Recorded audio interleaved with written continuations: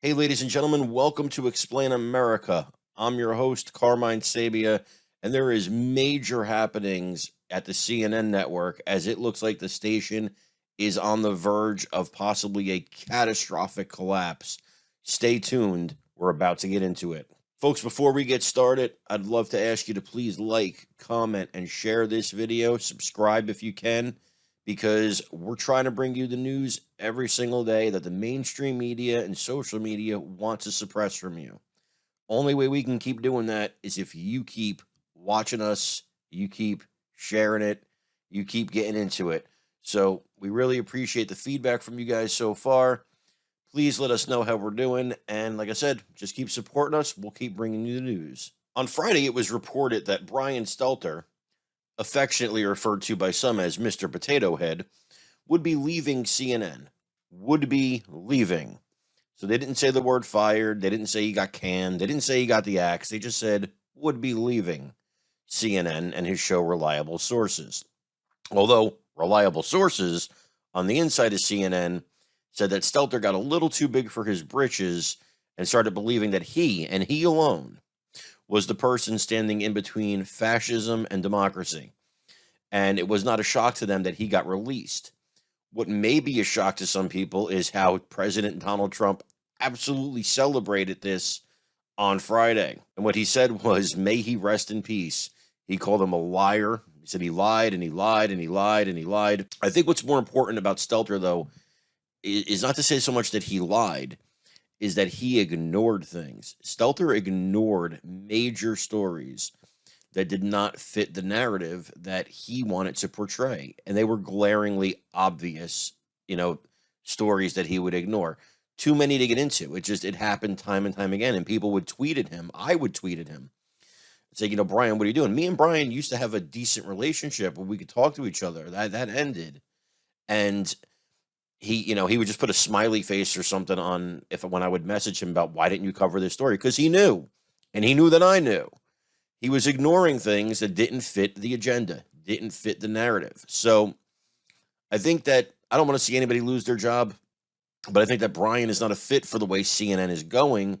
They want to become a less partisan network and more of the straight news network they were when they started.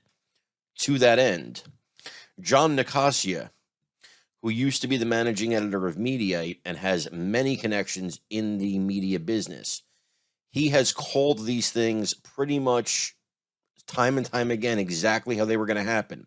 He said that CNN Plus was going to collapse, that there was rumors inside that they were just getting ready to close it down in a few weeks. That was a few weeks before they closed it down. People from CNN were tweeting at him that he was wrong and he had it backwards and da-da-da-da-da. Well, it turns out he was right. And he happens to be right more often than he's not. In fact, I can't think of a time he was incorrect about one of the things that he said was going to happen. So what he said was going to happen now is that he said, don't expect to see John Berman on the network anymore.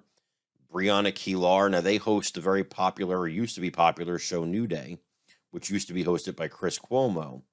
But they host New Day, which gets the day started for a lot of people. He said, don't expect to see Allison Camerata when all the smoke clears. John King, another one.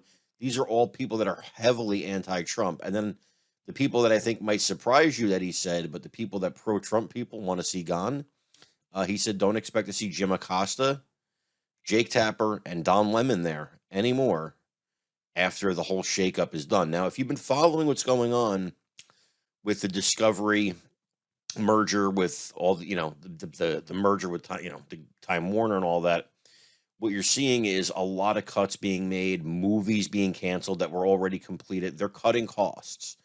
And they just removed a whole bunch of stuff from HBO Max. And so CNN is going to be part of that. And there is nobody too big. They just shelved a movie that had Michael Keaton playing Batman.